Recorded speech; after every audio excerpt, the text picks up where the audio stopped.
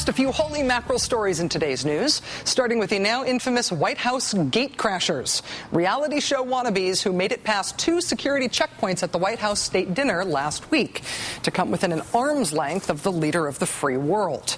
The couple have said they were invited, and tonight a report in the Washington Post suggests why they may have thought so. On Friday, they reportedly turned over to the Secret Service copies of an email exchange with a Pentagon official, emails that a friend tells the Washington Post were, quote, confirming they were legitimately supposed to be there. They understood they were invited. But that official, Michelle Jones, a Pentagon-based liaison to the White House, denies that she helped them, saying in a statement, quote, I specifically stated that they did not have tickets, and in fact, that I did not have the authority to authorize attendance, admittance, or access to any part of the evening's festivities.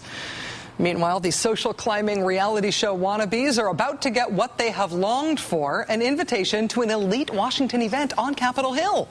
The chairman of the House Homeland Security Committee has invited them to testify about their role in this serious security breach. They've been invited to testify Thursday morning. Everyone, of course, is suggesting that they RSVP yes. Meantime, the couple, Michaela and Tariq Salahi, will be on the Today Show tomorrow morning for reals. Next up.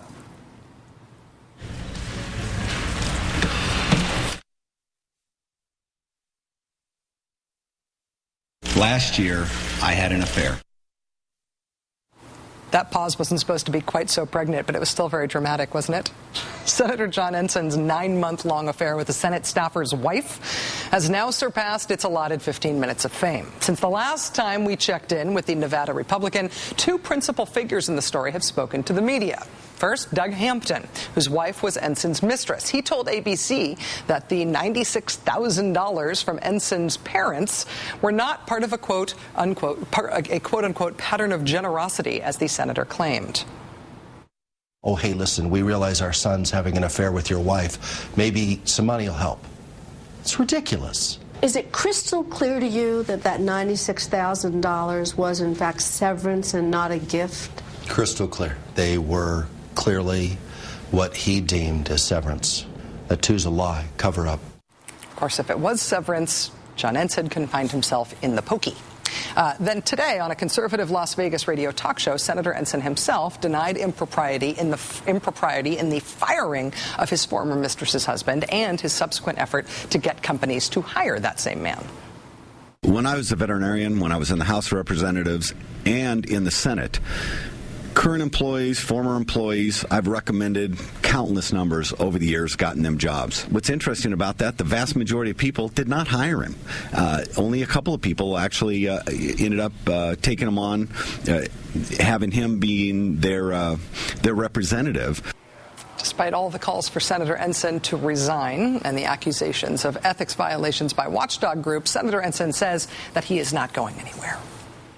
The other thing is, a lot of people running for office next year, I've met with them.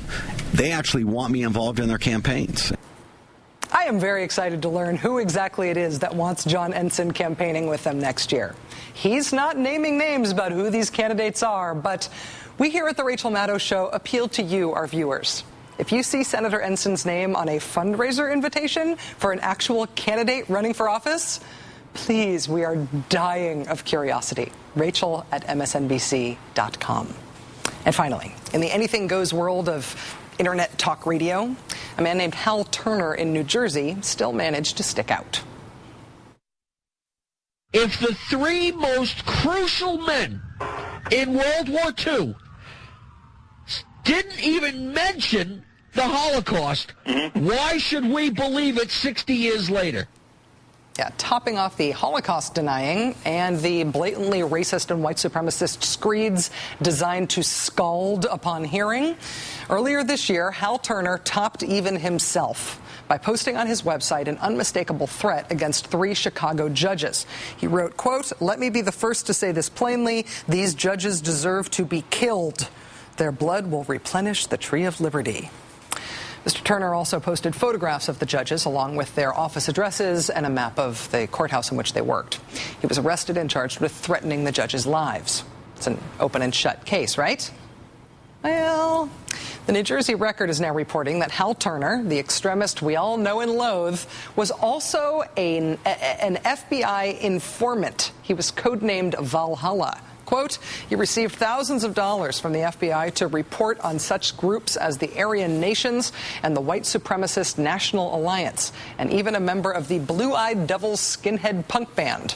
Later, he was sent undercover to Brazil, where he reported a plot to send non-military supplies to anti-American Iraqi resistance fighters.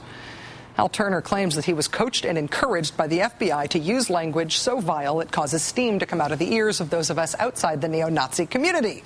However, records show agents were uncomfortable with Mr. Turner's unabashed racism and anti-Semitism, and that they tried on multiple occasions to rein him in, even while keeping him on the payroll. His trial begins this week, and boy, oh boy, will we keep you posted on this white supremacist spy versus white supremacist spy caper.